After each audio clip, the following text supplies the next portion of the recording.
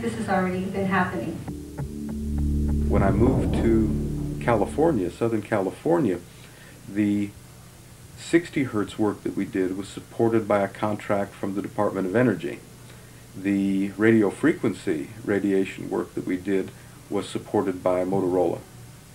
The relationship was really very cordial and very stress-free, but only up until we started generating data.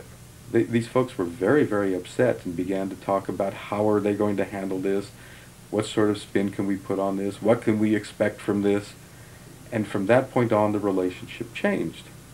What we saw was that Motorola began to exert more and more control over the work, telling us what to do, telling us how to write abstracts, what to say in the abstracts, what to say in the papers. I said, how to do the work. No, don't do this. Yes, do it this way. This was unacceptable. I had completed our study of DNA damage, and I submitted the final report to Motorola, and I got a call from Mays Swycord at Motorola. Now, Mays is the former head of the Center for,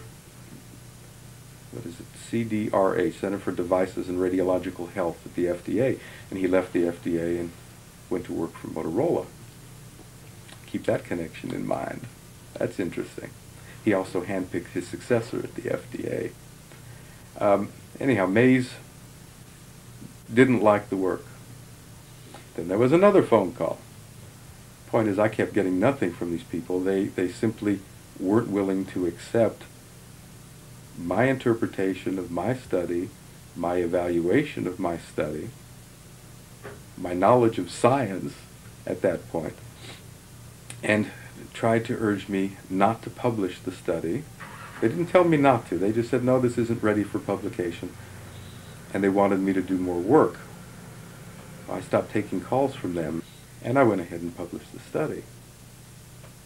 It came out in 1998, and I wanted nothing more to do with any Motorola-related work.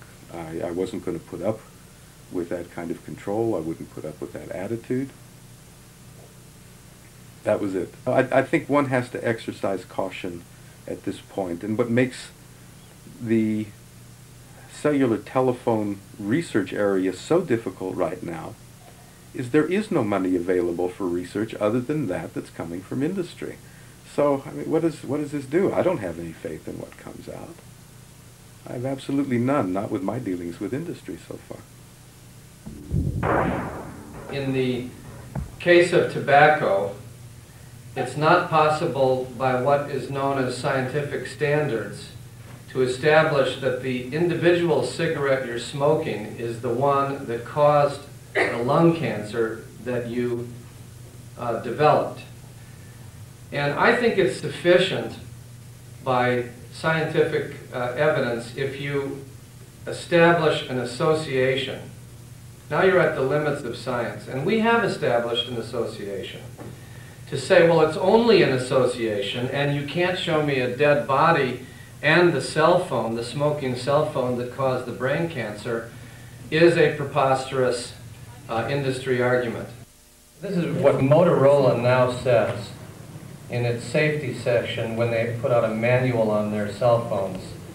Do not, and that's in large capital letters, hold the unit such that the antenna is in contact with exposed parts of the body, especially the face or eyes or ear, while the unit is turned on. So we're not talking about a hypothetical problem. That's where we are now in the company's own advisory language.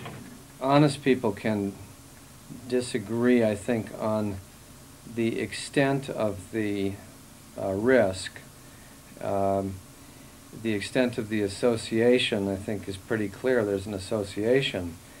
But what really angers me, where I have a much stronger opinion, is the corrupting influence of corporate money on science, the buying of science. In the case of cellular telephones, we're looking at a multi-billion dollar industry that will only grow. over the coming years. And look at the money that's at stake for these people. It's absolutely staggering. Now, what does it mean to buy a study to ensure that your billions and billions of dollars are going to be safe?